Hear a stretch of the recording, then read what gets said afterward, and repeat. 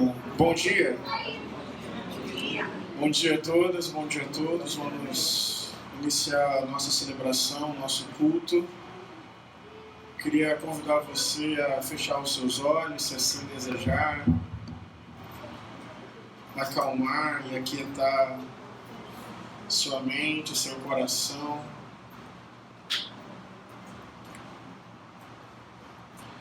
Nós entendemos que o culto é uma atitude permanente de vida, mas evidentemente é especial esse momento quando nos reunimos aqui.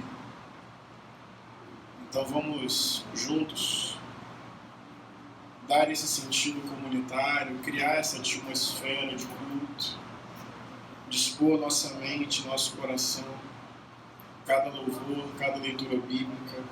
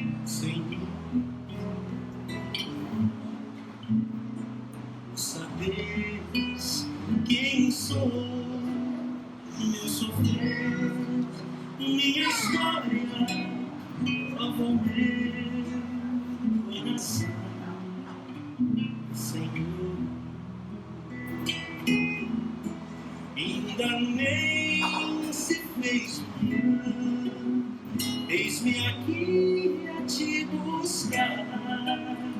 Sem ti a vida é vã, sem razão passará.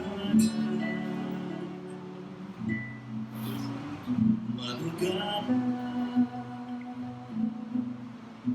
foge o sono, e é tão bom saber que estás aqui.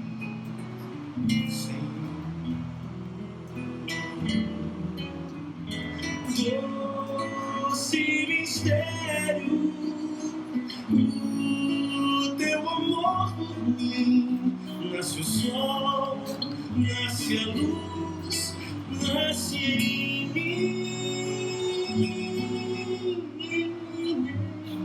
Se fez manhã, eis-me aqui a te buscar. Sem ti a vida é vã, sem razão passará. Madrugada foge o sono, e é tão bom saber que estás aqui, Senhor. É tão bom saber que estás aqui, Senhor.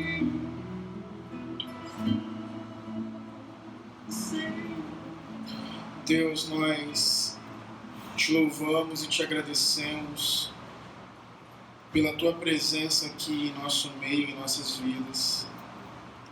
Te agradecemos pela oportunidade deste culto em comunhão, como coletivo, como igreja, como corpo de Cristo. Deus, quebranta e atrai o nosso coração, recebe nosso ato litúrgico, cada canção, cada leitura, cada oração. Seja bem-vindo, bem-vinda em nosso meio. Queremos ter consciência profunda da tua presença nas nossas vidas, em todos os cantos do mundo, mas especialmente neste lugar e agora, quando nos reunimos voluntariamente para te adorar como igreja. Recebe o nosso coração, recebe as nossas dúvidas, nossas angústias, nosso prazer e a nossa dor. Recebe a nossa gratidão e também a nossa raiva. Recebe a totalidade confusa do nosso ser. E também se entrega para nós, Deus, como é a disposição do teu coração. Revela-te, anuncia-te, que o teu Espírito Santo possa ir penetrando na mente, no coração, no oceano, que é cada pessoa aqui. E que seja um momento assim, consciente, profundo, individual, comunitário, místico, sério. Que possamos viver essa experiência do canto comum, da oração comum, do culto feito em comunhão. Que possamos ter vislumbres da tua presença, imagens do teu reino, sinais da tua compaixão, corpo, mente, coração, tudo entregue nesse enamorar, nesse comungar, nesse cultuar, nesse adorar, nesse reconhecer da presença de Jesus de Nazaré, vivo, ressurreto, em nosso meio e diante de nós. Que tudo seja leve, descontraído e sagrado. É culto. Há milênios se faz assim. Em tantos povos e tantas culturas, pessoas se reúnem diante de ti. Aceita, Deus, perdoa, Deus, transforma, Deus, atrai, Deus, interpela, Deus, quebranta, Deus. Bem, tu és a razão de tudo. Em nome de Jesus. Amém.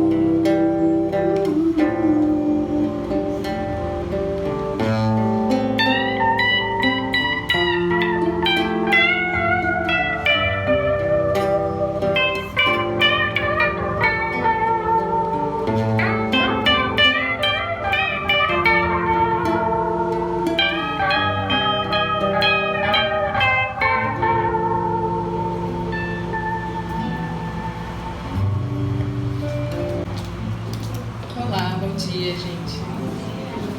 A gente vai fazer agora uma leitura antes de partirmos para as canções. Está em Isaías. Ia cair aqui. Obrigada.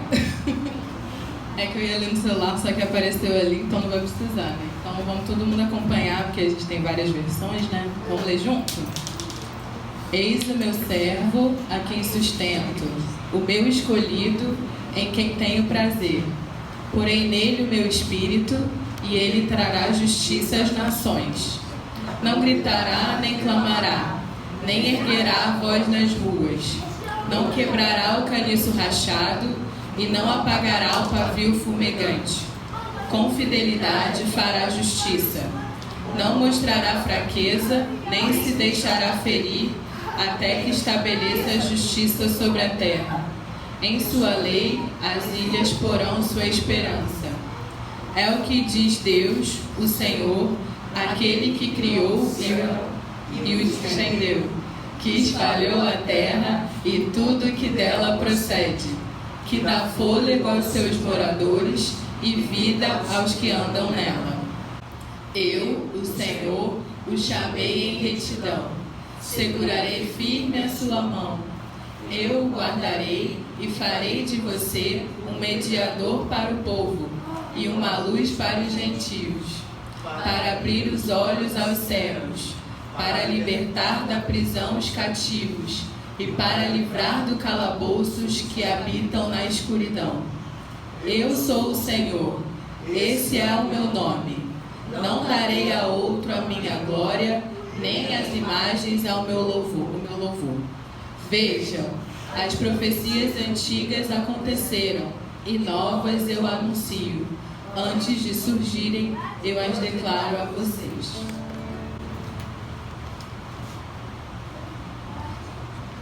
Vamos cantar, gente? Hoje a gente está sem percussão, vou pedir ajuda de vocês então. Quando vocês tiverem vontade, bate palma para ajudar, tá?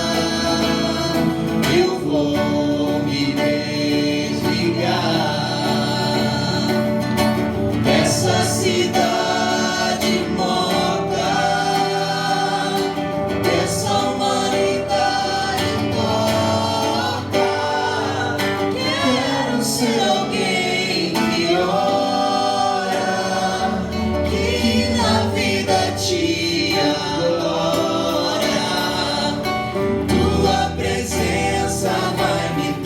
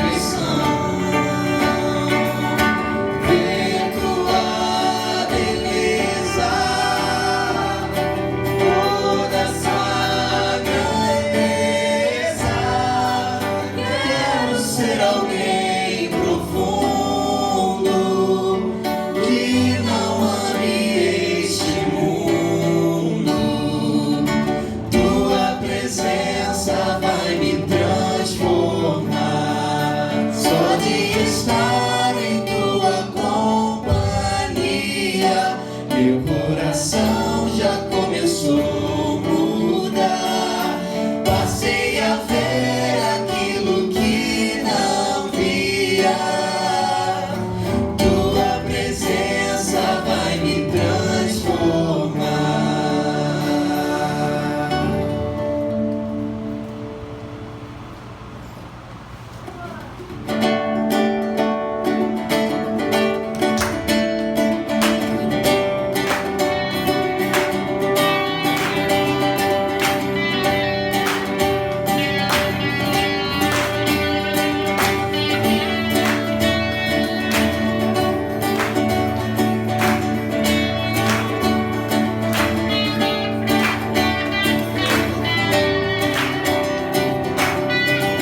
Vamos ficar de pé, gente? Vamos animar um pouquinho.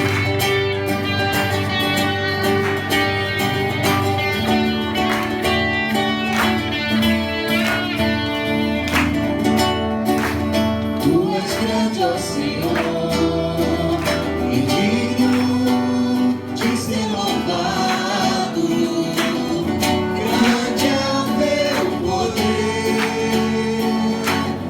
e todo o teu saber. Não tem limite, não tem limite.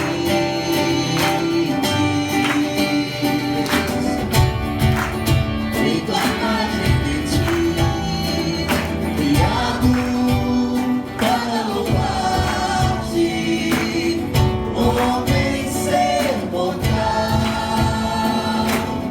e que é refém do mal, deseja amar-te, deseja amar-te. Não despojaste por acaso, nos criaste para ti mesmo. O nosso coração já não canta, o nosso coração não se encanta, o nosso coração não encontra descanso, até que descanse em ti. Nosso coração já não canta, nosso coração não se encanta, nosso coração não encontra descanso, até que descanse em ti. Sente.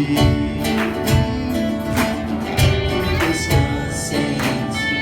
Vou andar, vou voar pra ver o mundo em que eu mereço uma cheirinho que eu tenho de fundo. Vou andar, vou voar pra ver o mundo em que eu mereço uma cheirinho que eu tenho de fundo.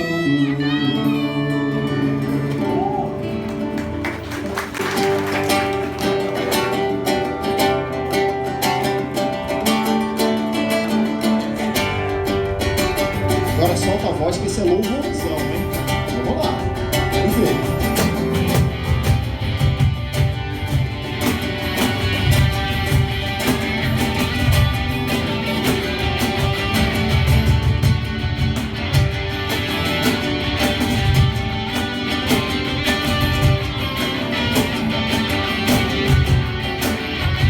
Ele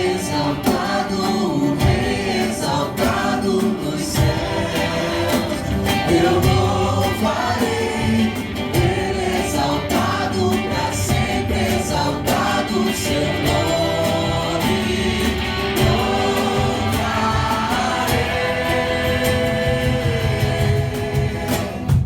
Ele é o Senhor, sua verdade vai sempre reinar. Terra e céu glorificam seu santo nome. Ele é exaltado, o Rei exaltado no céu. Ele é exaltado, o Rei exaltado nos céus. Eu louvarei.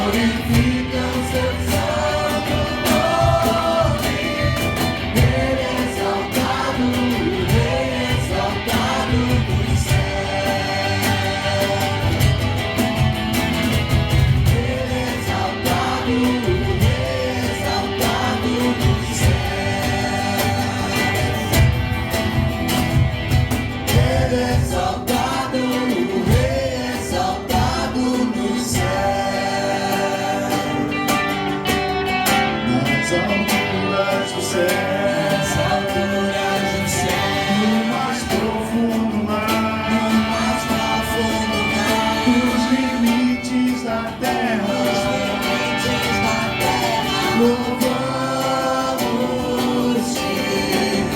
com todo o coração, todo povo e nação, todos num só clamor, louvamos, Senhor, por toda eternidade, tu serás coroado com louvor. Teu nome é exaltado, sempre magnificado com louvor. Grande é o Senhor, grande é o Senhor, grande é o Senhor.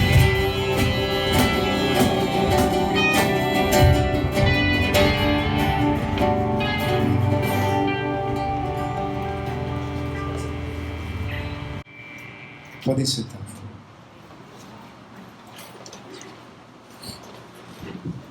Esse é o nosso momento de oração comunitária e hoje eu quis fazer esse momento com vocês e colocar alguns pedidos, né, além daquilo que a gente traz, daquilo que a gente carrega, tem a ver com o nosso coração, como a gente pensa esse evangelho. Essa igreja fala sobre amor, pensa sobre amor. O amor é aquilo que nos torna seguidores de Jesus. E isso é fundamental. Em tempos de ódio, em tempos de muita indignação e de raiva, muitas vezes, é preciso pedir para que o nosso coração não adoeça com tanto ódio. É preciso pedir para que o nosso coração não se transforme naquilo que a gente condena, naquilo que a gente não quer ser. E não faz nenhum sentido clamar o nome de Jesus e proferir ódio, e proferir rancor, e proferir raiva, embora a indignação seja algo muito profético, embora a indignação seja algo que está também na vida daqueles que seguem a Jesus. Mas alimentar o ódio e aquela aversão completa pelo outro, aquela falta, aquela insuportável paciência com o outro, tudo isso tem um limite. Jesus soube ser indignado quando ele entra no templo e destrói tudo, e ele soube ser amoroso e misericordioso 90% dos casos. Ele se indignou 1%, 10%. E foi amoroso e misericordioso e compassivo nos 90%. Porque só os 10% a gente quer colocar para fora. Entende? Então, primeiro que vem a compaixão, a misericórdia, a solidariedade, assim como Deus tem por nós. E aí vem a indignação, vem a raiva, mas não deixa, né? A ira, o sol se pôr sobre a sua ira, né? Como diz lá o diabo. Entende? Então eu queria que a gente colocasse isso. Essa igreja não vai ter força, não vai existir se ela não entender isso. Que a nossa indignação e as nossas lutas não podem se transformar num discurso também de ódio. Alguém não está satisfeito com isso, não sei quem. Mas isso é muito sério. Entende? Essa igreja não vai subsistir se a gente não cuidar uns dos outros, se a gente não tiver paciência uns com os outros, se a gente não fortalecer uns aos outros. Lembra lá Paulo suportando uns aos outros? Suportar é carregar. Sinto muito. Você pode fazer outra coisa. Mas o evangelho vai ter que ser assim, suportando uns aos outros. Então coloque as suas demandas, mas pense nisso, no que essa igreja quer ser de verdade.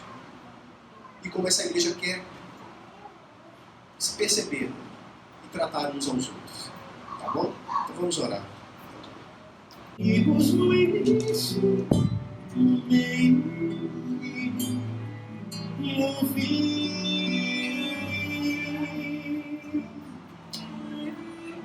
Obrigado, Senhor, por essa oportunidade de estarmos juntos, reunidos como amigos, amigas, irmãos e irmãs, diante da Tua graça, da Sua presença, da Tua voz que fala no nosso coração de tantas as formas, de tantas maneiras. Obrigado, Senhor. Gratidão é o que nós temos, é o que nós sentimos, diante da Tua soberania, do Teu amor, diante do Teu tão grandioso poder que se une a nós, também em amizade, também em compaixão.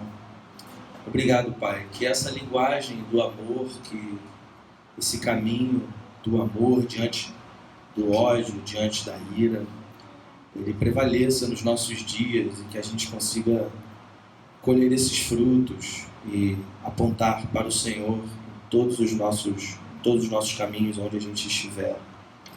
Cuida de nós, Pai. Nos deixa alerta, sentinelas aí, vigilantes a respeito do amor, a respeito da importância do amor, Pai. Nos abençoa nesse dia, Deus. Amém.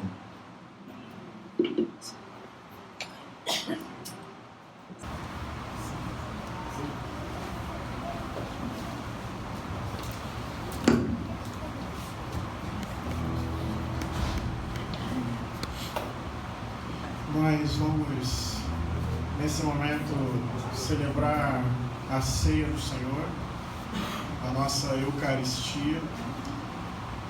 E desde já eu convido você a dispor.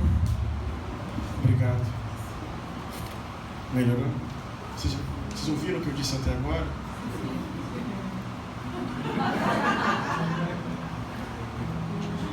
Nós vamos viver esse momento comunitário lembrando do corpo de Jesus, do sangue de Jesus, do Deus materializado, encarnado, provado e comprovado na pessoa concreta, histórica, radicalmente humana de Jesus de Nazaré. Quando celebramos a ceia, anunciamos o corpo de Deus, corpo triturado e moído pela maldade humana, corpo subalternizado e perseguido, corpo desviante e livre, corpo que experimentou a dor da cruz, a solidão da cruz, a impotência da cruz, o grito desesperado da cruz. Esse é o Deus revelado, encarnado na pessoa de Jesus. Mas esse corpo que agora nós celebramos, nós cremos que ele driblou a própria morte. Portanto, celebramos o homem de Nazaré, que é também o Cristo ressurreto. Portanto, celebramos a história que aconteceu na Palestina do primeiro século, mas a história que continua acontecendo agora.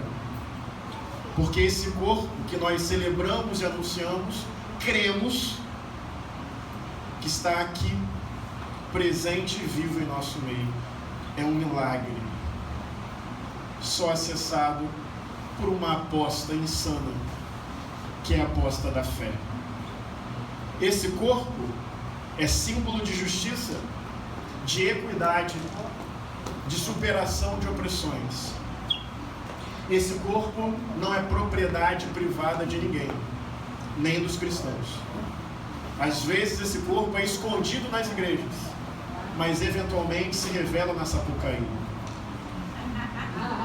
Esse corpo não tem dono humano, ele é divino. Ele está conosco, mas não é nosso. Esse corpo não é o meu espelho, ele me interpela e me converte, me convida a arrependimento. Esse corpo não cabe nas ideologias conservadoras, nem nas progressistas. Esse corpo é a revolução das revoluções. Esse corpo é a utopia do reino. Esse corpo é o nosso futuro, a despeito de toda desesperança. O que nós vamos celebrar aqui agora é um ato profético. Uma comunidade de fé reunida na grande Niterói anuncia que o futuro da humanidade vem por meio desse corpo. Então aqui nós desautorizamos os poderosos do mundo, as canetas que definem rumos, porque nós anunciamos que na periferia de Nazaré, da Palestina do primeiro século, Deus mostrou e nos mostrará que o fim da história é a consumação do reino. Quem pode participar dessa mesa? Todo mundo. Basta vir com esse coração contrito, com esse coração quebrantado, com essa reverência diante desse corpo, Jesus Cristo de Nazaré. Não se julgue nem se culpe, apenas se renda e se consagre. Vem com distração, vem com informalidade, a nossa igreja é assim. E distração e informalidade podem vir junto com seriedade e postura de culto, mas vem. E quando você pegar esse pão, e quando você pegar esse vinho, anuncia esse corpo, come esse corpo, celebra esse corpo, materializa esse corpo no teu olhar, abraça esse corpo e deixa esse corpo te abraçar, mas vem dizer aqui que o corpo de Jesus é o reino de Deus, e que o reino de Deus é o futuro da história, e que essa pequena comunidade de fé não tem o direito de apontar para si mesma, mas ela se quebranta e se rende, se arrepende e se transforma diante do corpo de Jesus. Vem, anuncia, renuncia, se converte, se interpela, celebra. Jesus não está no passado, está aqui. Amém? Fecha seus olhos em nome de Jesus.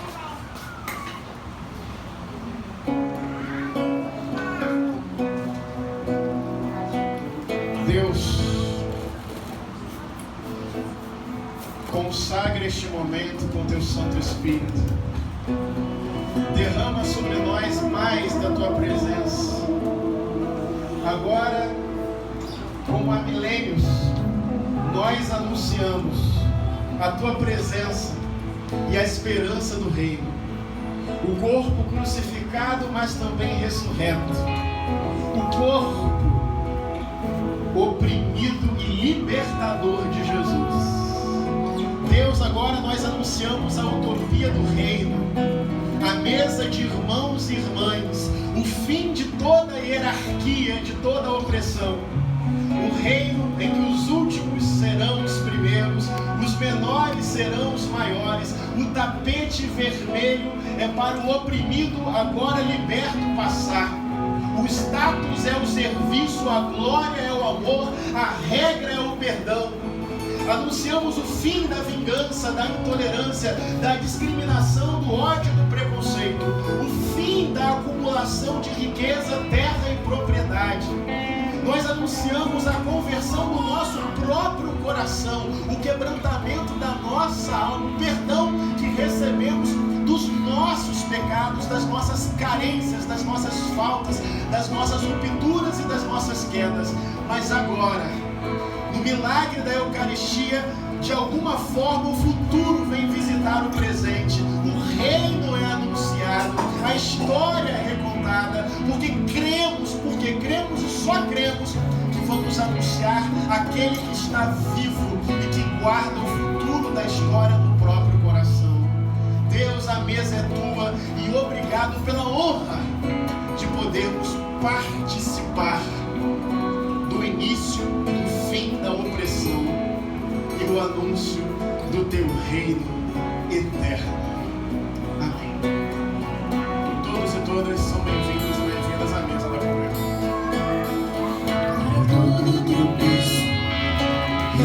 de misericórdia.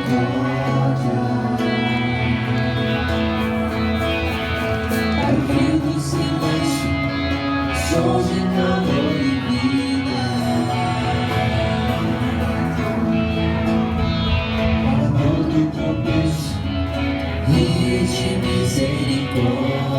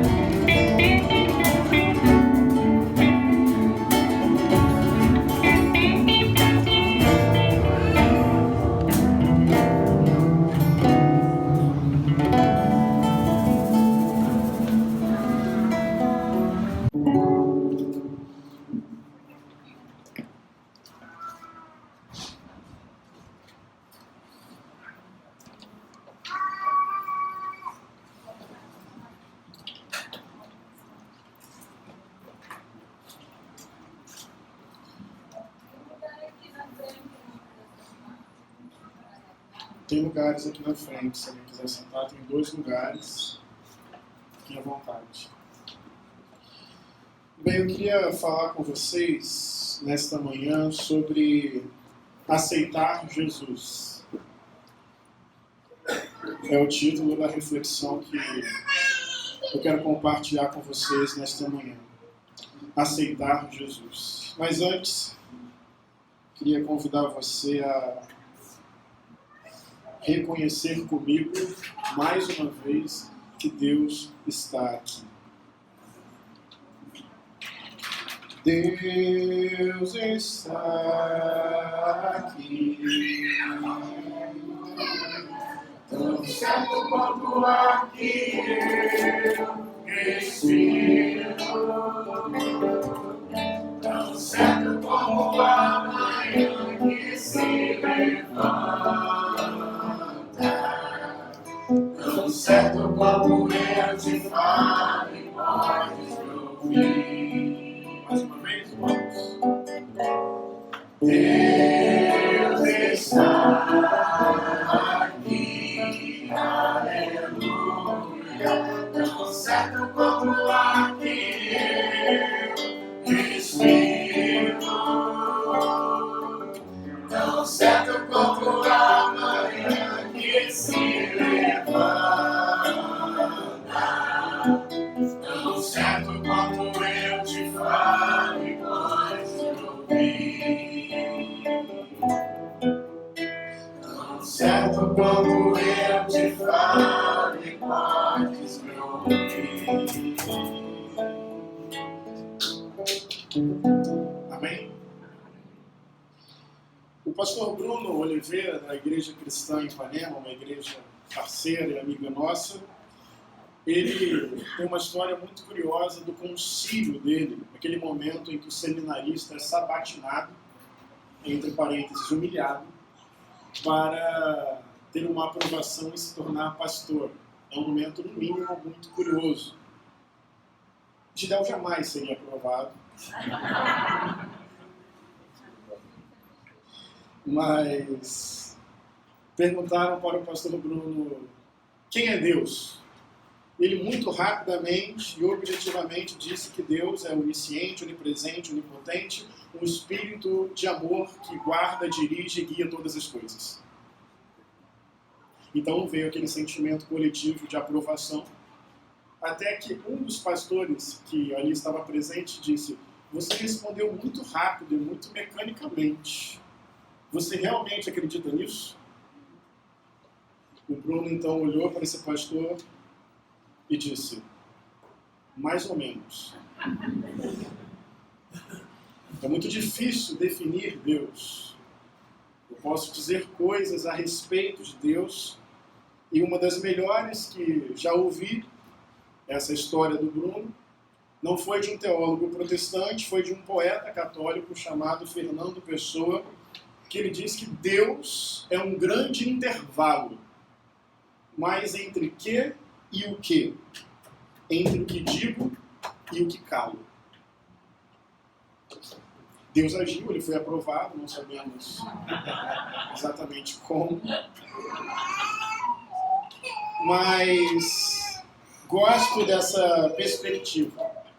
Deus é um grande intervalo, mas entre o que e o que? Entre o que digo e entre o que calo. Portanto, não cabe na palavra, mas também não se esgota no silêncio, escapa completamente ao entendimento. Quando você pensa em dizer, você já não consegue dizer porque aquilo que você diz não pode dar conta. Deus não se compreende totalmente. Tudo aquilo que a gente compreende muito, a gente tende a ter uma relação, a estabelecer uma relação de domínio. Você compreende tanto que você passa a dominar. Deus escapa tanto à compreensão quanto ao domínio. Deus é uma imensidão que não cabe dentro de nós, que nos atravessa e que nos ultrapassa. Gosto da versão bíblica dessa perspectiva que aparece em Romanos 11, 33 a 36, uma expressão linda, poética do apóstolo Paulo, quando ele diz: ó profundidade da riqueza, da sabedoria e do conhecimento de Deus! Quão insondáveis são os seus juízos e inescrutáveis os seus caminhos! Quem conheceu a mente do Senhor? Quem foi o seu conselheiro? Quem primeiro deu a ele para que ele o recompense? Pois dele, por ele, para ele são todas as coisas, a ele seja a glória para sempre. Amém. Então, essa é a primeira perspectiva dessa reflexão. Ao invés de uma definição muito rápida, muito sistemática de quem é Deus, talvez aceitar esse lugar absurdo da fé. Uma fraqueza firme. Nós estamos tateando o mistério. Deus é um grande intervalo entre o que digo e o que calo. Não cabe nas minhas definições. Nós somos cristãos. Isso significa que esse intervalo indizível, inefável, sempre escapando do nosso controle, esse intervalo para nós tem uma tradução. Se traduziu no amor. E esse amor se materializou no que celebramos agora há pouco. Por que somos cristãos? Porque cremos, e esse é um ato de fé, que esse intervalo misterioso, que não cabe nem no silêncio, nem na palavra, se comunicou, se encarnou e se materializou na pessoa de Jesus de Nazaré. Em Jesus nós enxergamos o acontecimento de Deus, o evento de Deus, o vento de Deus, o dedo de Deus, o sinal de Deus, o corpo de Deus. Em Jesus de Nazaré, nós enxergamos a expressão de Deus, a tradução de Deus, a comunicação de Deus, o reino de Deus, a verdade de Deus, a vontade de Deus. No limite, nós afirmamos que em Jesus nós enxergamos o próprio Deus. É intervalo, é mistério. Não cabe nas nossas categorias, mas por vontade própria e amor, este intervalo se traduziu de uma maneira. Nós enxergamos essa maneira na pessoa de Jesus. Jesus é a fonte da nossa fé. Jesus é o alvo da nossa fé. Jesus é o destino da nossa fé, o caminho da nossa fé e a razão da nossa fé. Por isso eu gosto daquela expressão bíblica. Ele é o autor e o consumador da nossa fé. Jesus suscita em mim a fé que eu tenho nele. Ele tanto é a causa quanto o efeito. O motivo e o alvo. É a partida, a chegada, mas também é o caminho. Jesus cria em mim a fé que eu tenho nele. Ele é o intervalo encarnado. Para mim, para nós, é o próprio Deus. Então, a nossa fé pergunta por quem é Jesus. Mas essa pergunta por quem é Jesus não é uma pergunta que nasce de uma pesquisa qualquer. É uma pergunta que nasce da nossa experiência de vida. Ou seja, a fé que ama procura saber as razões por que ama. Então, não se trata de um objeto de estudo. Nem poderia. Deus não é alvo disso. A reflexão sobre Jesus, intervalo encarnado, nasce da nossa experiência de vida. As nossas lágrimas perguntam por Jesus. As nossas angústias perguntam por Jesus. As nossas utopias perguntam por Jesus. Quando eu quero me informar sobre Jesus, não é um pesquisador teólogo só. É Henrique, com as suas questões de vida, procurando Jesus.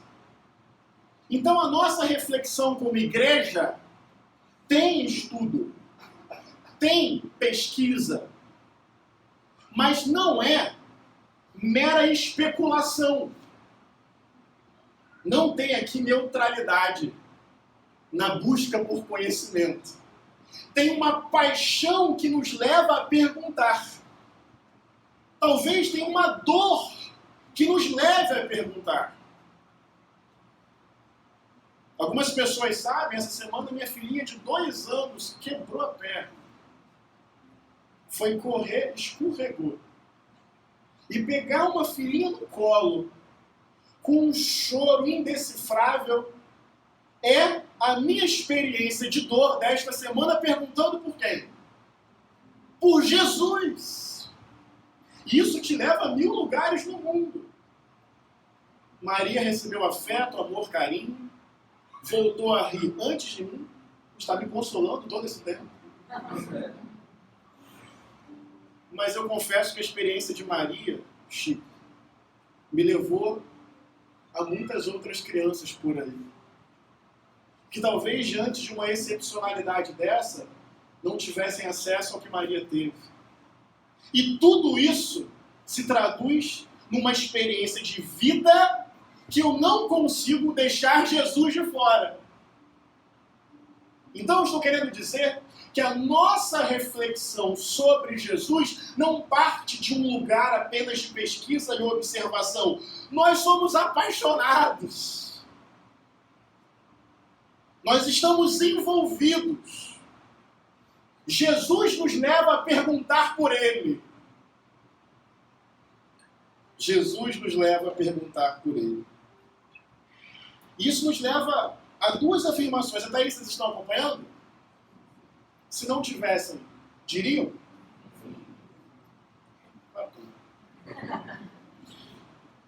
Então, tem uma mescla de experiência e reflexão.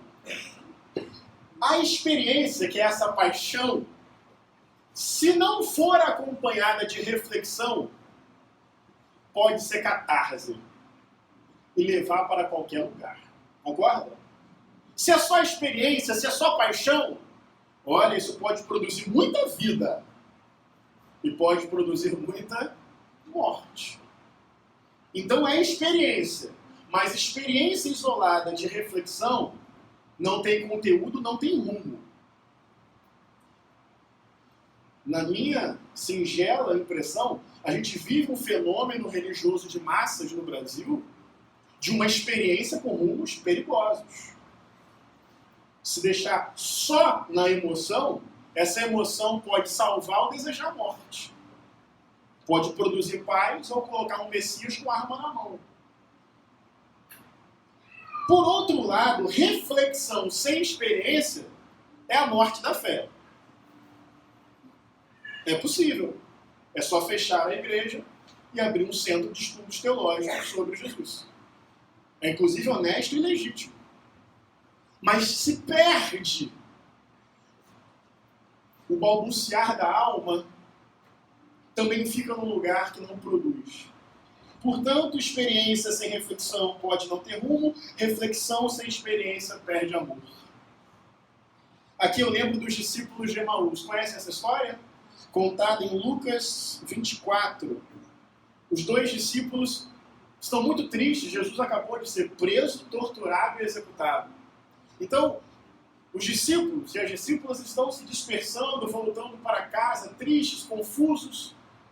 Um sonho se perdeu. Jesus foi morto. Nessa volta para casa, segundo o texto, Jesus aparece, começa a conversar com eles, a expor as escrituras para eles, mas algo impede que eles reconheçam que ali é Jesus. Daí, no final, Jesus vai até a casa deles, na aldeia de Emaús, passa um tempo, lancha. Depois Jesus desaparece e eles voltam para Jerusalém com a percepção de que Jesus havia ressuscitado. E no capítulo 24, verso 32, diz assim: perguntaram um ao outro, não estava ardendo o nosso coração enquanto ele nos falava no caminho e nos expunha as Escrituras? Vou repetir. Eles se olharam, que eu já estou imaginando cenicamente. Nosso coração não ardia enquanto ele nos falava. Presta atenção nisso aqui. Dois discípulos confusos, que não têm compreensão exata de tudo, e que mesmo na incompreensão e na dúvida, o que está ardendo? O coração. O coração ainda arde, mesmo na incompreensão, mesmo na dúvida. Nós temos que quebrar uma equação perigosa. Sabe qual é a equação perigosa? Se você tem certeza de tudo, aquela teologia sistemática, Deus é isso, aquilo, a salvação é isso, aquilo, isso é sinônimo e sinal de paixão por Deus, amor por Deus, piedade e devoção. Agora, aquele lugar que faz o método histórico-crítico da Bíblia, que faz uma contextualização do texto, que quebra determinadas perspectivas, aquele lugar é o lugar da reflexão, da galera mais cética, beirando o agnosticismo, e que já não tem mais aquela paixão, já não tem mais aquele amor, já não tem mais aquela devoção. Eu quero, com vocês, dizer que essa lógica não faz sentido. O lugar da dúvida, o lugar que o dogma derrete diante da integridade das incertezas, o lugar onde o texto é provado, filtrado, criticado, o lugar em que novos formatos de relacionamento humano se configuram, o lugar que admite dúvidas e que tem mudanças de comportamento. Esse lugar pode e deve ser o lugar do primeiro amor, do verdadeiro louvor, de uma genuína devoção. Por que não? Na dúvida, na incompreensão, na perda das certezas anteriores, no ressignificado da sua fé, na crise que faz você romper com tudo que havia antes, o resultado disso não precisa ser o vazio, não precisa ser a morte da sua fé. Pode ser a fragilidade da sua fé, a ressignificação da sua fé, novos rumos para a sua fé. Mas eu quero chamar você hoje a, nesse lugar de incompreensão, em que as certezas anteriores não dão conta mais, mas que nesse lugar novo você ainda feche os olhos, ainda diga que Deus está aqui, tão certo quanto o ar que se respira, e que você fala com Ele e que Ele te ouve. Não precisa estar no contorno do fundamentalismo, não precisa estar no contorno da teologia sistemática, para que o seu coração, como o coração dos discípulos de Emaús, na confusão e na incompreensão de uma vida em que Deus não responde mais tudo para você, ainda assim o seu coração arde. Amém? Tem aí o que eu te pedi? Olha, temos diáconos. Brincadeira, gente. Fidel tem uma coisa. É brincadeira, eu te agradeço.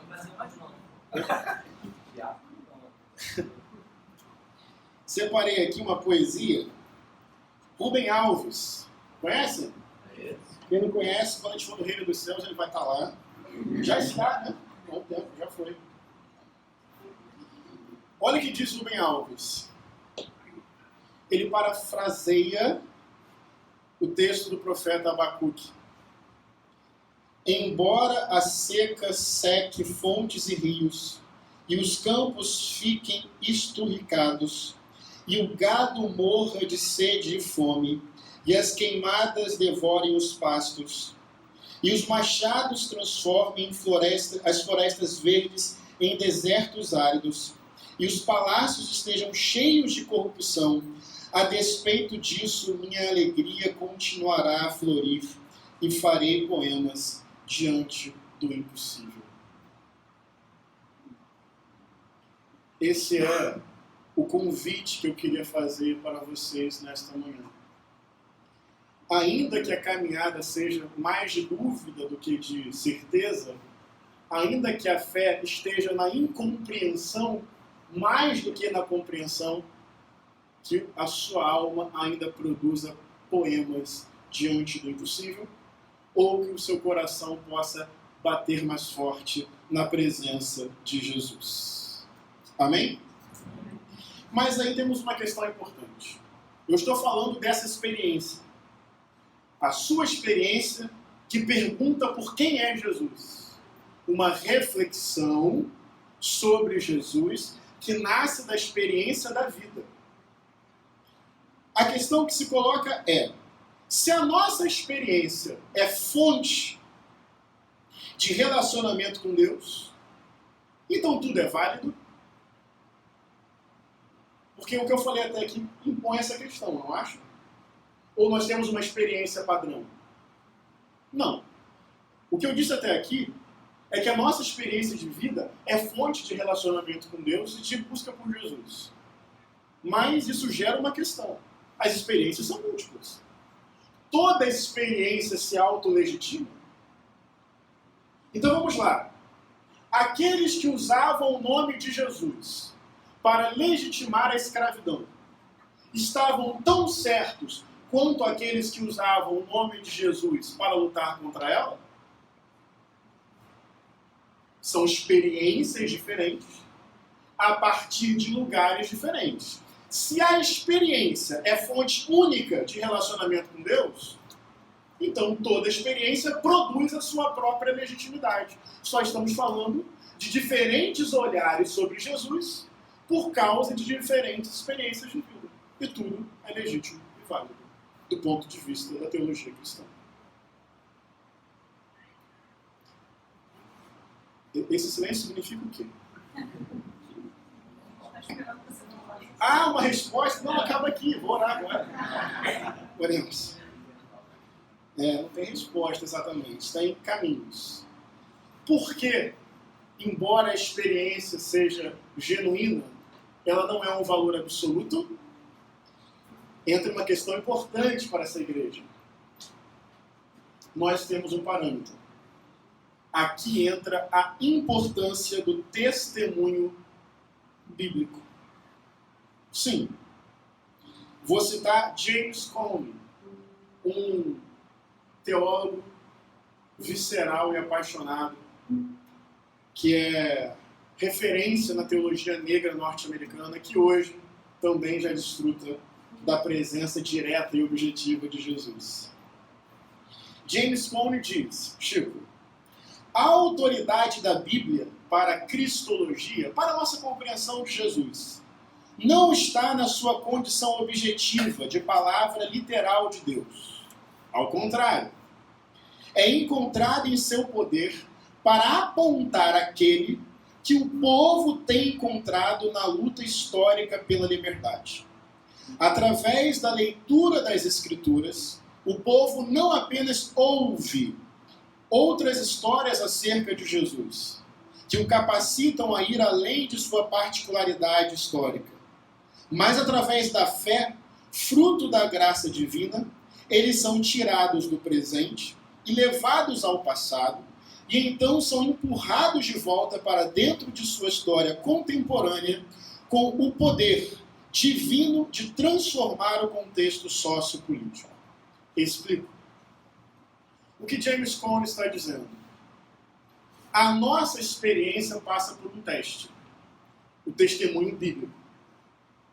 Tem um filtro que vai julgar a nossa experiência. Mas o que ele diz? Esse filtro não é uma palavra literal. Não pegue um texto isolado, monte uma doutrina, um sistema e por aí vai. Não. É muito linda essa visão própria do povo negro na luta contra a escravidão. Eu vou à Bíblia ouvir histórias. Consegue guardar essa expressão? Ela é muito antifundamentalista. Eu não vou à Bíblia buscar uma receita, um manual, uma chave. Eu vou ouvir testemunhos que me apontam, que me indicam a pessoa de Jesus. Quando eu vou à Bíblia e me informo sobre Jesus, essa informação vem para o presente e me empurra, e me dinamiza, e me joga no fluxo da transformação concreta do mundo. Portanto, a Bíblia não é um manual, porque eu não sou um robô. A Bíblia é um testemunho, são histórias que me informam, me apontam, essa é a nossa fé, quem é Jesus hoje? E o que ele fez lá e pode fazer aqui? E quando eu vou ao testemunho bíblico, e esse ponto é fundamental para a construção da nossa fé e da nossa igreja, quando a minha experiência pergunta por Jesus, eu digo para mim mesmo, essa experiência sozinha não dá conta. Eu tenho um referencial, eu tenho um repertório, eu tenho um quadro de testemunhos, eu vou à Bíblia. Quando eu vou à Bíblia e ao universo do Novo Testamento, o que eu vejo? Muita atenção a essa informação. Jesus, o intervalo encarnado, andou com os maltrapilhos, maltratados, desprezados, excluídos, amaldiçoados, violentados e oprimidos. A espiritualidade bíblica se encarnou no contexto social da pobreza, da miséria e da vulnerabilidade. Atenção, pobreza não é uma virtude em si. A pobreza, na verdade, é o lugar onde Deus apresenta o seu grito, o seu protesto contra as injustiças deste mundo. Este é o chão da espiritualidade bíblica. E Jesus só pode ser hoje quem ele foi no passado. Jesus não está preso ao passado, mas Jesus é em coerência com o que ele foi. Isso me faz afirmar, do ponto de vista bíblico, que toda experiência que usa o nome de Jesus para reproduzir opressões não é uma experiência legítima, porque contradiz a espiritualidade da periferia de Nazaré. Isso não é política ideológica, isso é espiritualidade neotestamentária visceral. O Deus do universo foi um judeu da Palestina que andou com um monte de maltrapilho, que foi tratado como escória, que teve corpo vigiado, que quebrou regras vigentes, que entregou a sua vida num ato absoluto de amor, que foi triturado pelo poder político, porque foi feito de herege pelo poder religioso, e este homem de Nazaré, que andou com tudo quanto é ralé, gente desprezada, desqualificada, que foi chamado de glutão, bebedor de vinho, filho do diabo, esse Jesus de Nazaré é a carne de Deus no mundo. Não é acaso que ele não se sentou no trono. Não é acaso que ele terminou na cruz. Não é acaso que ele veio de Nazaré. Tudo que historicamente o cristianismo chamou de lateral, para falar de alma e de céu, é a essência da Bíblia. É a essência da Bíblia. Mas os nossos olhos não enxergam isso. Porque a nossa mediação do texto está vendo alma, céu e inferno, chamando pessoas para aceitar Jesus, para não arder no fogo do inferno e ganhar a vida eterna. Mas isso foi construído a partir de um lugar, que nós já vamos ver. Mas o que eu estou chamando a atenção, e que James Cone está dizendo é, a minha particularidade histórica, a minha experiência pessoal passa sim pelo testemunho bíblico. E esse testemunho bíblico não é o texto literal. São as histórias que me apontam para Jesus. Lucas 4,18. Quando Jesus entra na sinagoga e diz, o Espírito do Senhor está sobre mim, porque Ele me ungiu para pregar boas novas aos pobres. Ele me enviou para proclamar liberdade aos presos e recuperação da vista aos cegos, para libertar os oprimidos e proclamar o ano da graça do Senhor. É assim que na informação do Novo Testamento, Jesus anuncia a sua atividade. Eu vim para isso. E esse ano da graça do Senhor, na mentalidade judaica, na cultura judaica, se você pega o Êxodo, a referência é de 7 em 7 anos, era o ano sabático. Todos deviam se sentir como irmãos, os escravos seriam libertos, as dívidas seriam perdoadas, as terras seriam uniformemente distribuídas. Na perspectiva de Levítico, o ano da graça do Senhor, o ano do jubileu, é o ano do perdão de todas as dívidas, da redistribuição das terras, que as pessoas voltam para as suas terras perdidas e para o seio da sua família. Pegou essa referência? Jesus está dizendo, em mim, isso se cumpre.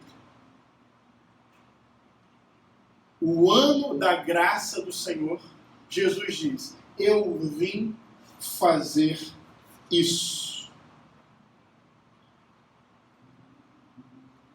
Aquele outro momento lindo também, quando João Batista está preso, ele está triste, confuso, e manda seus discípulos perguntarem para Jesus: ei, Jesus, você é aquele que havia de vir? Conhece esse texto? E Jesus diz assim: voltem e anunciem a João o que vocês viram e ouviram. Os cegos veem, os aleijados andam, os leprosos são purificados, os surdos ouvem, os mortos são ressuscitados e as boas novas são pregadas aos pobres. Avisa a João: a salvação está acontecendo. Qual é a grande mensagem de Jesus? O reino de Deus. Tem uma esperança escatológica muito grande em Jesus. É que ele foi tão reino de Deus que os discípulos começaram a chamá-lo por nomeações que o igualam ao reino de Deus e ao próprio Deus. Mas a primeira mensagem de Jesus não foi essa. É uma boa conclusão. Mas Jesus anunciou o reino de Deus. E James Cone arremata, para a gente ir para o fim. Se não levarmos a sério o Jesus histórico como chave para se localizar o significado da presença de Cristo hoje, não há maneira de evitar a acusação de subjetivismo, isto é, da identificação de Cristo hoje com uma momentânea persuasão política. Em outras palavras, vê se você já ouviu isso. O que você está pregando aí não é o Evangelho. Você está adequando o Evangelho às suas preferências ideológicas e políticas. Já ouviu isso?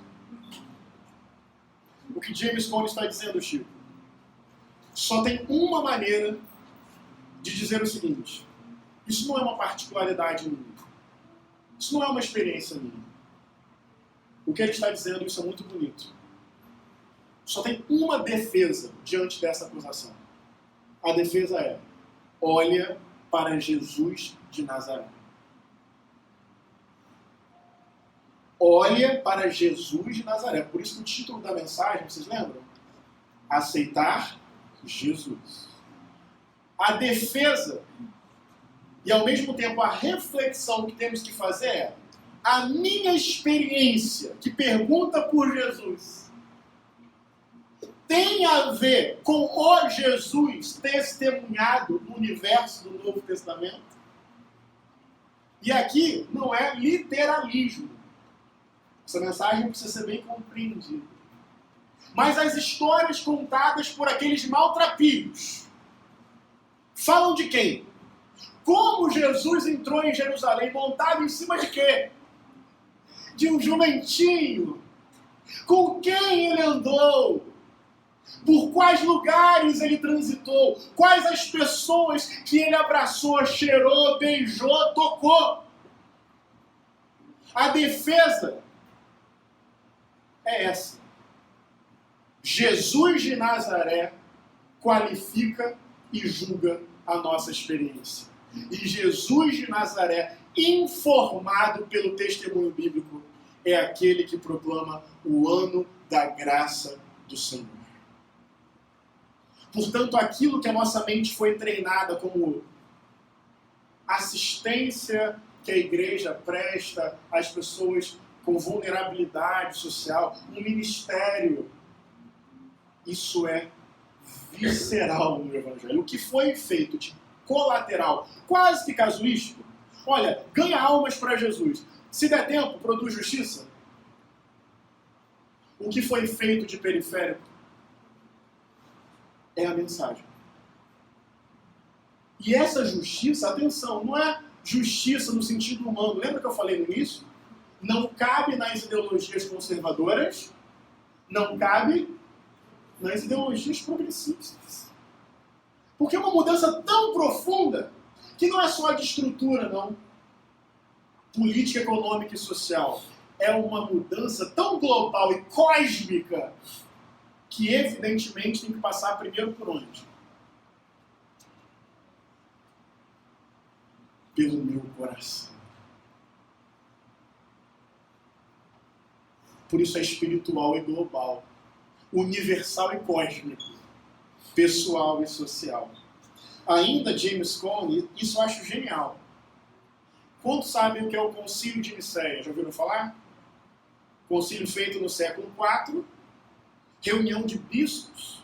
O cristianismo está se institucionalizando. Sabe, os discípulos de Jesus, primeiro século, correndo de um lado para o outro, fugindo de opressão? Isso virou o cristianismo. Na época ninguém se entendia assim. Isso cresceu e se tornou a religião oficial do Estado romano. O concílio, olha que pegadinha, Judeu, depois você me fala com carinho e a parte se eu estou certo ou errado. Não na frente das pessoas. Mas as afirmações iniciais que dão origem à nossa fé, vou colocar de maneira melhor, as afirmações que se cristalizam como doutrina, são feitas num momento em que a igreja está muito distante da sua origem. Entendeu o problema? Porque nesse concílio de Nicéia, qual é o valor que se dá àquilo que Jesus fez para os pobres?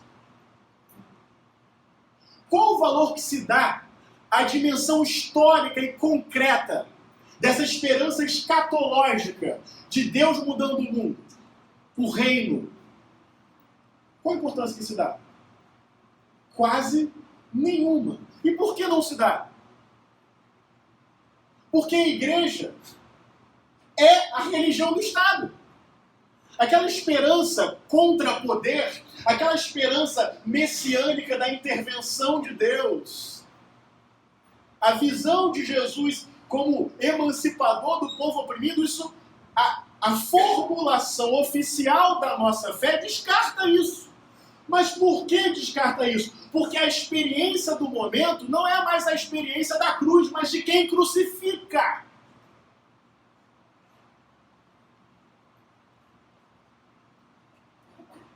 Então o que James Cone diz? Os bispos de Nicéia revelaram pouco interesse pelo significado dos feitos de Jesus em favor dos humilhados. Porque a maior parte da discussão se deu no contexto social da posição da igreja como religião favorecida pelo Império Romano. Quando isso acontece, a fé em Jesus, a cristologia, é removida da história e a salvação se relaciona apenas perifericamente com este mundo. Então vamos discutir se Cristo era totalmente Deus, se Cristo era totalmente humano, vamos fazer textos sobre isso, encíclicas sobre isso, tratados sobre isso, depois vamos discutir se a ceia é consubstanciação, se é transubstanciação, depois vamos discutir se a ceia é universal, se é restrita, se é ultra restrita, depois vamos discutir qual tipo de roupa que se usa na igreja, como é que as mulheres e os homens devem se vestir, depois vamos discutir essas coisas.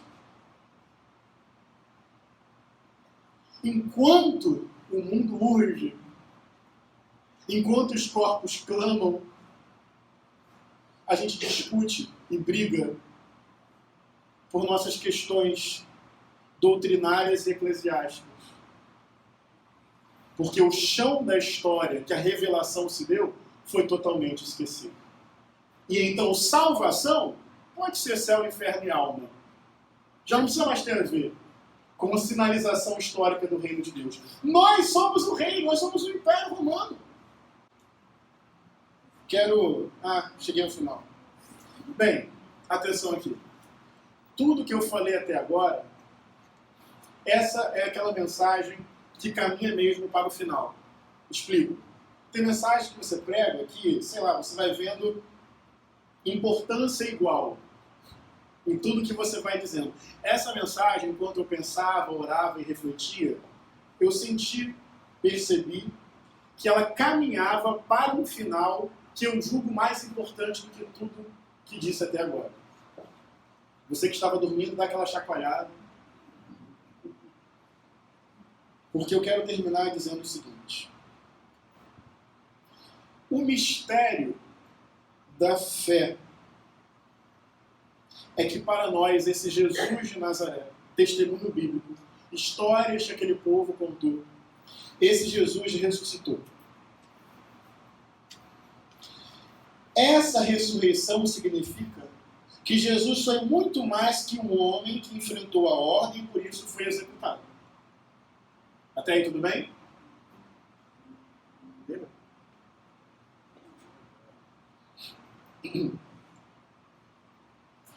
Jesus foi e continua sendo a ação de Deus no mundo. Foi homem de Nazaré, é Senhor ressurreto. Não ficou no passado, está no presente e nos conduzindo ao futuro. É mais que uma referência ética e filosófica. É o Deus das nossas vidas. Amém? Por que a minha experiência pergunta por Jesus? Por curiosidade acadêmica? Não. É porque eu afirmo que esse Jesus é o acontecimento mais decisivo de Deus na história. E porque eu creio que ele venceu a morte. E porque eu creio que ele está entre nós. E ele só pode ser hoje em coerência com o que ele foi. E o que ele foi na Palestina do primeiro século? Pobre, oprimido, libertador. Tudo isso ganha sentido se a minha vida é transformada por essa história. Esse é o ponto que eu quero chegar, que eu julgo como o mais importante desta mensagem. Ouvi uma história, o pastor Bruno também me contou, seminário é um local de muitas piadinhas e embates. Daí um jovem, que era mais confessional, começou a sofrer certo bullying de uma galera chamada teologia liberal. Muita gente acha que a Igreja do Caminho é de construção da teologia liberal. Via de regra não sabem o que é teologia liberal e a Igreja do Caminho não é da teologia liberal e não tem nada contra ela. Bem, daí a gente marca um ser igreja e a gente estuda sobre teologia liberal, porque eu percebi que agora ninguém acompanhou. Mas a teologia liberal é uma teologia séria, não é a minha construção, mas já ouviram falar naquela lógica da demitologização da Bíblia, os milagres não aconteceram. Quem sabe o que é teologia liberal? Vamos pular essa parte? Vamos colocar da seguinte forma. Vou mudar, então.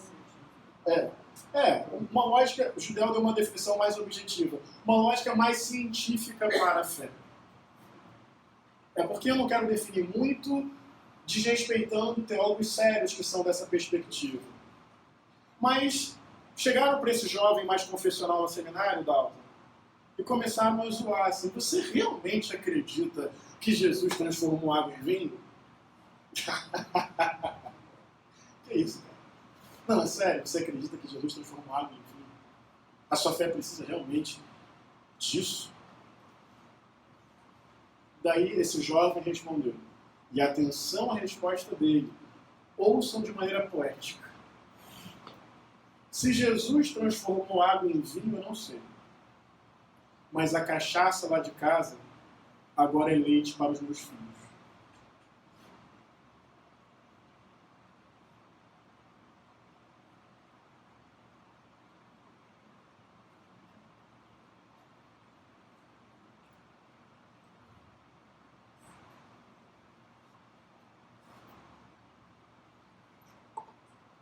Vamos lá. Nenhum problema com a cachaça em si. Óbvio. É que a relação que essa pessoa estabelecia com a cachaça era destrutiva, entende? Não é a cachaça. Tinha ali uma pulsão destrutiva. Sabe-se lá o que a família deixava de ter. E o que ele está dizendo? No limite, não importa se Jesus transformou água em vinho. Importa que ele tem transformado a minha vida.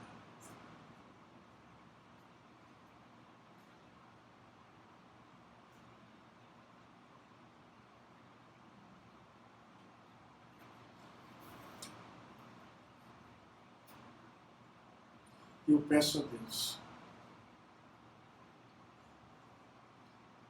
que Jesus não seja para mim e para você razão e argumento para disputas políticas militantes. Só. Mas que Ele seja aquele que converte permanentemente o meu e o seu coração. Não sei. E a minha fé não depende se água virou vinho. Mas eu não tenho uma apologética doutrinária para contar. Eu não sei defender Deus de determinados argumentos. Falando sério. E eu não sei se ele precisa de defesa. Talvez tudo que eu possa dizer é: eu tenho uma história para contar. O que Jesus de Nazaré do primeiro século faz na minha vida hoje. O que Ele muda no meu coração hoje. Os efeitos de Jesus me quebrantando hoje. Tem algo de muito verdadeiro em 2 Coríntios 5,17. Se alguém está em Cristo, nova criatura é. As coisas velhas já passaram, e eis que tudo se fez novo. Ou em João 4, quando aquela mulher da Samaria, lembra? Eu estava lá pegando água no poço de Jacó, teve um encontro maravilhoso com Jesus, voltou para a sua aldeia dizendo: olha, eu encontrei Jesus, ele contou tudo o que eu estou fazendo, chama esse cara aqui. Jesus passa 2, 3 dias lá com aquele povo, e no final as pessoas dizem para ela: mulher, já não é mais por causa do que você me disse. Conhece esse texto? Já não é mais por causa do que você nos disse. Nós agora ouvimos, nós agora sabemos que este é o Salvador do mundo. Ou então em João 6, 68, 69, quando Pedro diz: Senhor, para quem nós iremos se tu tens as palavras de vida eterna e nós temos crido e conhecido que tu és o santo, o escolhido de Deus? Tudo que eu falei até agora é para dizer que a nossa experiência que pergunta por Jesus, que encontra Jesus pelas histórias narradas na Bíblia, portanto a Bíblia não é Deus, é menor que Deus, não contém Deus, porém não pode ser descartada do nosso imaginário como se fosse apenas um apêndice da nossa fé. Sabemos que Deus é maior que a Bíblia, sabemos que Deus suplanta a Bíblia, às vezes implode a Bíblia, mas a Bíblia tem testemunhos, histórias, narrativas lindas que apontam para uma pessoa, o maltrapilho de Nazaré, ressurreto. E o que me importa não é o quão mais progressista eu fico, porque o cristianismo é libertador. O que me importa é o quanto meu coração se converte a partir da água sendo transformada em vinho no meu interior, a partir da presença viva desse Cristo ressurreto. Não sei se foi água e vinho, mas sei em quem tenho crido. Sei que Ele existe e é real. Sei que Ele tem a semente do futuro nas mãos. Sei que Ele não é propriedade privada do cristianismo. Sei que Ele não é o meu espelho. Portanto, Ele me interpela e me converte todos os dias. Cachaça vira leite. Leite vira cachaça. Bota apenas no efeito em que a vida se produz a partir da vida de Jesus na sua vida. Senão, a gente nem é frio nem quente, é morno. E isso dá ânsia de vômito.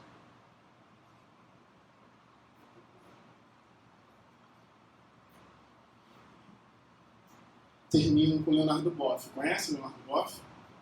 Se não conhece, também. Bom ele, né? Olha, isso deve ser sim. Olha, termino com Leonardo Boff quando ele diz assim, Dalton, a conversão postulada por Jesus não é somente mudança de convicção, ideia, mas principalmente mudança de atitude prática. Não somente pessoal, do coração, mas do ser humano como ser concreto, envolvido por uma rede viva e ativa de relações. Conversão é positivamente a produção de relações modificadas em todos os níveis da realidade pessoal, social, de tal forma que se concretize libertações e antecipe o reino de Deus. Resumindo, a conversão atravessa o coração, produz ideias novas e atitudes novas, mas reconfigura as relações. Por isso eu termino com o título da mensagem. Eu quero me convidar e te convidar a mais uma vez aceitar Jesus. E quero dizer que na nossa caminhada, salvação não significa quantas almas foram salvas nesta manhã. Preciso ser honesto. Não significa isso. Salvação significa menos quantas almas vão para o céu e mais quantos corações são transformados em nosso meio, fazendo com que as nossas relações antecipem os sinais do reino de Deus. O quanto a gente produz espaços com cheiro do futuro, porque nossos corações estão sendo transformados no presente por Jesus de Nazaré. Salvação, reino, corações, atitudes, pessoas e relações transformadas. E os sinais disso: preconceitos caindo, opressões ruindo, individualidades florescendo, reconciliações se produzindo, cheiro de reino. Não por pesquisa, mas por conversão. Por rendição à pessoa viva de Jesus, que só é hoje em coerência com o que foi na Palestina periférica oprimida do primeiro século. Que Deus nos abençoe e que na incompreensão o seu coração ainda possa arder e se converter à pessoa viva de Jesus. Amém? Convido você a fechar seus olhos.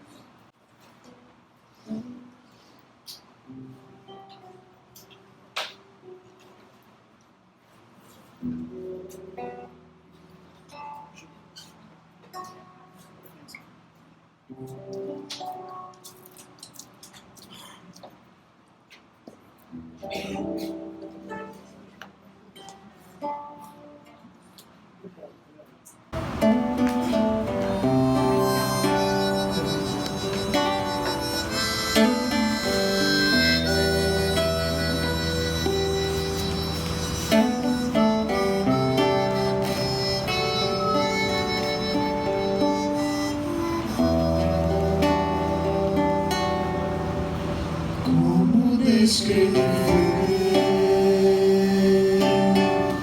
como explicar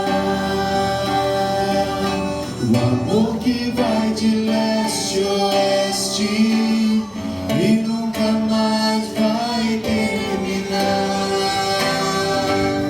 Tu me conheces bem, sabes quem eu sou.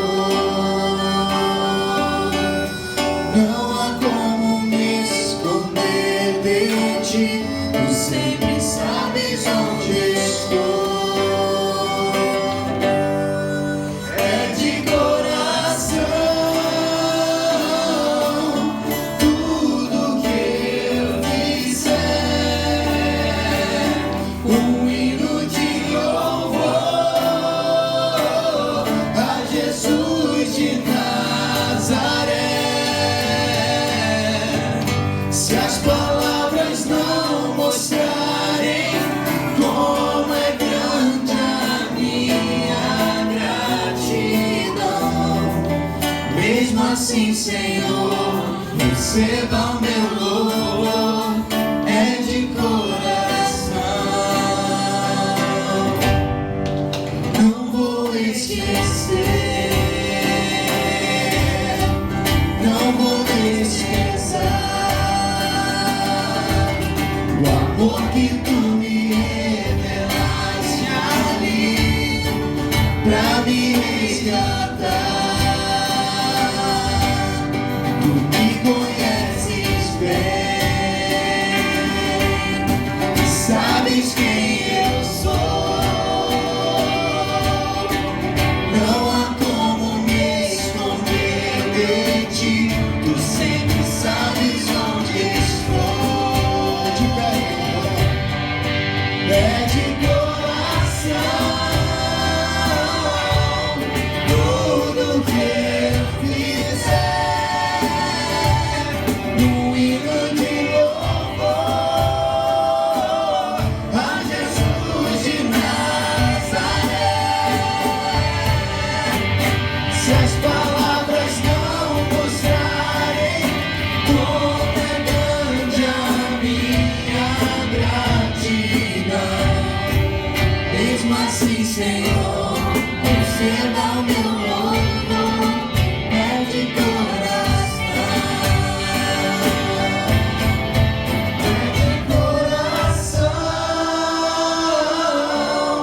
Tudo que eu fizer, um hino de louvor a Jesus de Nazaré. Se as palavras não mostrarem como é grande a minha gratidão, mesmo assim, Senhor, receba o meu louvor, é de coração. Mesmo assim, Senhor, receba o meu louvor, é de coração. Mesmo assim, Senhor, receba o meu louvor, é de coração.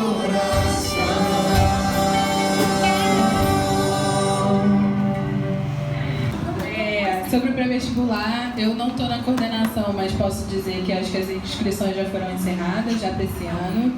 Quero agradecer a todo mundo que, de alguma maneira, consegue contribuir com a manutenção por mais um ano do pré-vestibular. Nossa, excelente! A gente tem aqui um hall de aprovados da chamada da UERJ, né? E legal a gente poder estar reconhecendo quem são essas pessoas, e também no SISU, que saiu agora há pouco. Teve um rolê aí, né, do Ministério da Educação. E aí, como que a gente pode apoiar, né, o pré-vestibular mais esse ano aí? Eu acho que o quadro de professores também já está completo, né? A gente tem uma demanda por anfitriões, que são pessoas que possam abrir e fechar o espaço. São basicamente 2 horas do dia, né? Se alguém tiver essa disponibilidade de tempo, acho que é importante estar procurando. Quem eu posso lembrar agora que é o Gidel, a Ana Luísa também, que eu estou vendo aqui. Se tiver essa disponibilidade de tempo para abrir e fechar o espaço, é muito importante que dê seu nome, porque às vezes acontece da pessoa que estava responsável não poder, e aí ter uma pessoa para poder fazer a cobertura, por exemplo, é uma coisa muito importante. E a contribuição financeira, que também é necessária para o espaço físico, para as contas. A gente tinha projetos de conseguir ajuda de custo para os professores, que são todos voluntários, mas a gente ainda não tem até um momento essa possibilidade, então é mais para manutenção física mesmo, né, do projeto. E aí ele pode acontecer pelo site da benfeitoria, para doação recorrente, então é uma doação que você faz pelo cartão, que você faz todo mês. E também tem as contribuições pontuais, que são na conta do Instituto, que é na Caixa Econômica. Quem quiser depois saber, o número está aqui, quem quiser tirar foto, porque aí você não precisa se comprometer, se não puder, com as doações mensais. Mas elas são muito importantes para quem puder, porque elas ajudam com o planejamento do grupo, né? quer falar mais alguma coisa? Completar, Ana Luísa, alguma informação? As aulas começam essa semana. Ah, é verdade. Agora é isso aí, vai começar a maratona. Quarta-feira. Ah, tem aula inaugural, tá todo mundo convidado? Terça. Pode falar? Se você quiser falar daí. Não, terça-feira a gente vai ter aula inaugural para vestibular, então uma aula diferente, especial que a gente faz com convidados. Vai ser no Museu de Arte do Rio, às 18 horas. Quem da igreja quiser ir, tem que passar um nome pra gente até amanhã, porque a gente vai trocar a lista na entrada do museu. Então. E são vagas limitadas. Vagas limitadíssimas, gente. Limitadas. Acho que vale muito a pena estar presente. Ano passado tiveram atividades muito legais. Quem fez ano passado a abertura a aula inaugural foi a Aniele Franco e o Lázaro Ramos. Esse ano o Yuri Marçal e a Flávia Oliveira. E aí volta e meia costuma ter roda de conversa e alguma atividade com algum convidado. Sempre temas muito atuais, pertinentes, e quem quiser colar junto, acho que vale muito a pena. Então tá feito o convite aí. Tem mais algum aviso? Alguém aniversário que quer dizer que faz aniversário? A gente sempre esquece dos aniversários, né? Visitantes. Quem tá aqui pela primeira vez? Temos várias primeiras vezes. Ana Brandão, primeira vez? É isso aí, já aplaudimos. Muito obrigada por todo mundo que veio. Sintam-se à vontade para retornar. Aqui a gente já está no momento já de quase lotação do espaço, que algumas pessoas já estão ficando em pé. Isso já está acontecendo tem um tempo.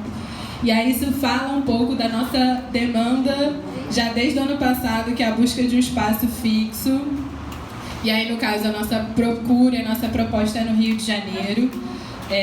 E aí quem for, sei lá, de imobiliária, corretor, não sei, ou tiver tempo também para pesquisar imóvel, quiser estar procurando a gente, está sendo um desafio. A gente tem tido dificuldade, mas é um desejo muito grande que a gente consiga fortalecer e ressignificar essa dinâmica das relações para além desses encontros que a gente tem nos domingos, e que eles possam ser mais periódicos e no espaço que a gente possa retornar e fazer a nossa cara, enfim.